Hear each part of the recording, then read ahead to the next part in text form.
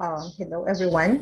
Yung last topic on the third topic now for this chapter is about evaluation of the integrals of functions using trigonometric substitution. So this is the third technique that we have to discuss after discussing the integration by parts and after learning the technique also ng powers of trigonometric functions. No? So now for the trigonometric substitution, so these are the things that we have to consider. So parang ito yung magsaserve as your guide in determining which substitution form that we will be using. No? So if it's of the form square root of a squared minus x squared, you have to let your x to be equal to a sine theta. Your dx will be equal to a cosine theta d theta. Take note that your a here is your constant value. No? And then afterwards, this full integrand, which is square root of a squared minus x squared, this will be of the form a cosine theta. So, ito lang yung mga parang magiging guide nyo. So, for example, then also, if you have square root of a squared minus x squared, you will let your x naman to be equal to a tangent theta. You will replace your dx to be equal to a second squared theta d theta. And your whole integrand, square root of a squared minus x squared, will be replaced by a second theta. Now, if it's of the form square root of x squared minus a squared, you will let your x to be equal to a second theta. Your dx will be equal to a second theta, tangent theta, d theta. And your whole integrand here will be of the form a tangent theta. So, ito yung parang pinaka-guide ninyo. So, I'm suggesting that you also write this one in your index card. So, parang sa ganoon, meron kayong tinitingnan from time to time if you would be using trigonometric substitution in evaluating integrals of functions. Okay, so let's start to solve some exercises or examples. Okay, let me share whiteboard dito. Tapos solve tayo. For example, if you are given with this problem, number one is you're asked to evaluate the integral of square root of 4 minus x squared dx. Okay, so it means that since it's of the form a squared minus x squared, so you let your x, okay, let your x to be equal to a sine theta. Your a here is equal to 4, no? So a natin dito, it's equal to 2, sorry, rather. So yung a squared natin, it's 4, therefore your a here is equal to 2. So your x is equal to 2 sine theta. So therefore your dx will be equal to the derivative of this one, this is equal to 2 cosine theta, d theta. Yan. So yung mga papalitan natin. And then yung buong integrand natin na square root of 4 minus x squared, this will be replaced by a cosine theta. No? So you replace that by a cosine theta. So that will be 2 cosine theta. Okay? So itong buong to, this will be replaced, ito yung pag-substitute natin will be of the form, integral of ito, that will be 2 cosine theta. And then your dx will be multiplied to 2 cosine theta, d theta. Ayan.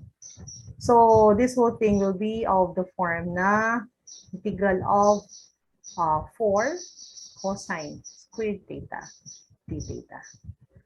Okay? So, ito na yung dito na papasok ngayon yung evaluation nitong cosine squared theta. So, labas mo na ang 4. So, you'll have your cosine squared theta, theta. So, babalikan natin ngayon yung previous lesson natin on evaluating trigonometric functions, powers of sines and cosines, di ba? And you know that if this is cosine squared, so you can now let, di ba? Our knowledge is that your cosine squared theta, this is equal to 1 plus cosine 2 theta over 2. So, re-replace natin siya ngayon dito. So, you'll have your 4, the integral of 1 plus cosine 2 theta over 2 d theta. Okay, therefore, you will have here 4 over 2. So that means to say that ilalabas ko na yung 2 dyan. I will just have 4 over 2. So that's already 2. Integral of 1 plus cosine 2 theta d theta. Now, you know that in integrating this function, you will have here 2 pa rin yan. Tapos ito, this will become theta plus, okay, if you will integrate cosine 2 theta, you know that you can let the back of your mind na lang, no? By substitution, you let your u to be equal to 2 theta. So your du is equal to 2d theta. Therefore, meron kang 1/2 na lalabas, no? So you will have here 1/2, the integral of cosine 2 theta that is equal to sine 2 theta over 2. Kasi nga, you let your 2 theta to be equal to, your u to be equal to 2 theta. So this will be 1/2 sine 2 theta.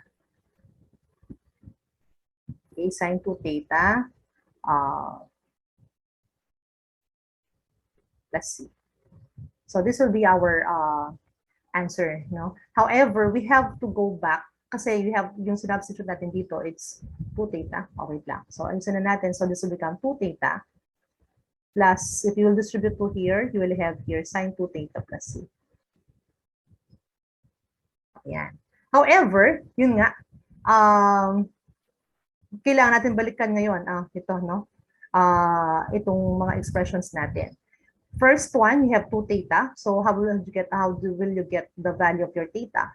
From here, no? Kasi yung x natin is equal to 2 sine theta. So this one. So your x is equal to 2 sine theta.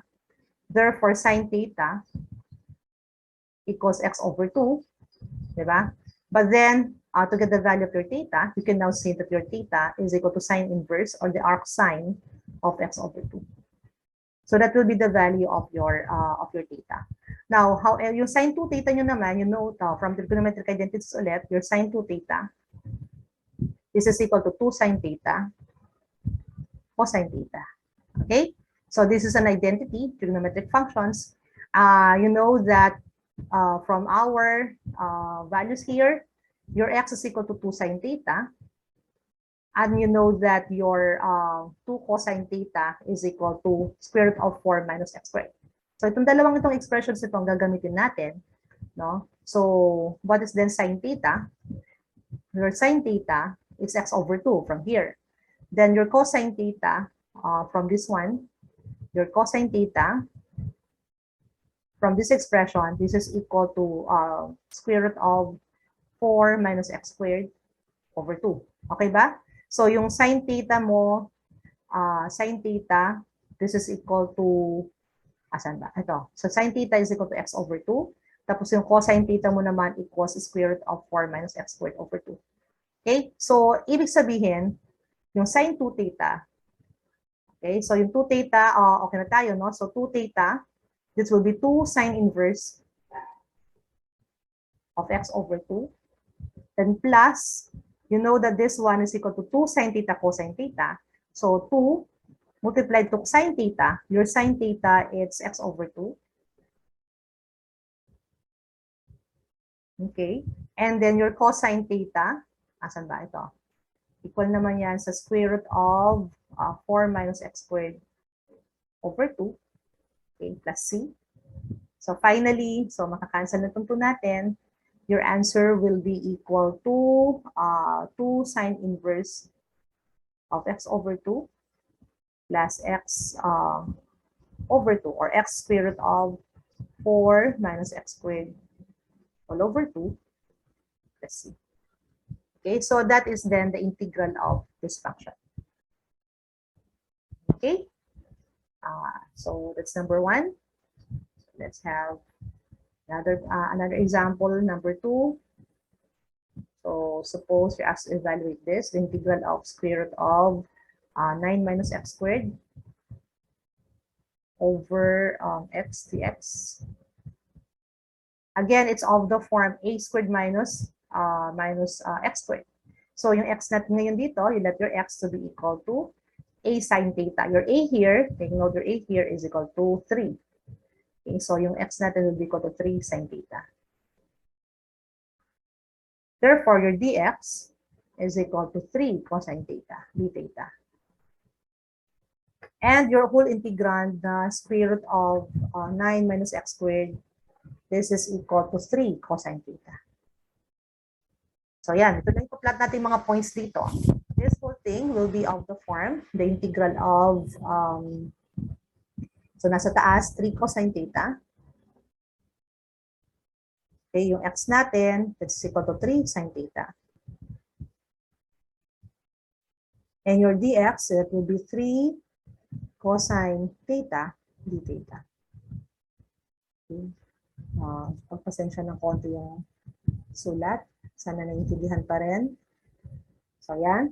So, ibig sabihin, this will just be equal to what? This will be equal to 3 cosine squared theta over sine theta.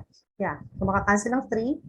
It's of the form na 3 cosine squared theta over sine theta.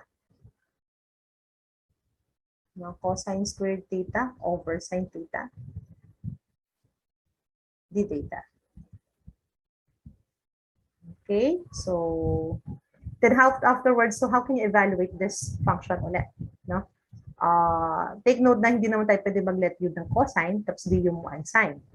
You know that if we will convert this into other functions, hindi rin siya ganoon, no? So, halimbawa, ang unang yung ang unang attempt, no? So, will be to let substitution, to use substitution in evaluating this function. But if you let your u, hindi naman pwedeng u ang nasa baba kasi nga the derivative should be nasa taas. However, this is cosine squared. So, that's one factor na pwedeng na hindi magiging successful yung attempt. The second attempt will be find the trigonometric function that will be equivalent to cosine squared theta over sine theta. So, ang cosine theta over sine theta, that's cotangent. Kaya lang we will be left with another cosine theta na kasama ang cotangent. No? So, which is not, parang walang sa partnership. But then again, take note na cosine squared yan. So, again, from our previous knowledge that your cosine squared will be equal to cosine squared theta, that will be 1 minus sine squared theta. So, pwede kong palitan ito ng 1 minus sine squared theta. Okay, all over sine theta. D theta. Okay, nalabas ko lang ang 3 dito. After that, pwede na paghiwalay niyan. So, I will have 1 over sine theta. D theta. Okay, minus, so, distrito ko na rin dito, integral of sine squared theta. Squared yun over sine theta. D theta. Okay. Now, 1 over sine theta, this is equal to cosecant theta. No? This is equal to 3 integral of cosecant theta. D theta. At ito naman, sorry, so that should be minus. So, minus, this is 3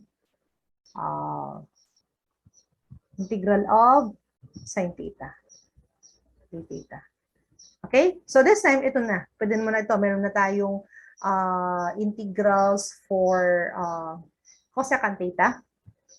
Okay? So, this is equal to what? So, meron na tayong integral for sine theta. Now, for the integral of cosecant theta, you can check your table of integrals. But if you do not have one, pwede rin nyo namang itong evaluate, di ba? Kasi nga, ano ba ang integral ng the integral of cosecant theta is equal to what?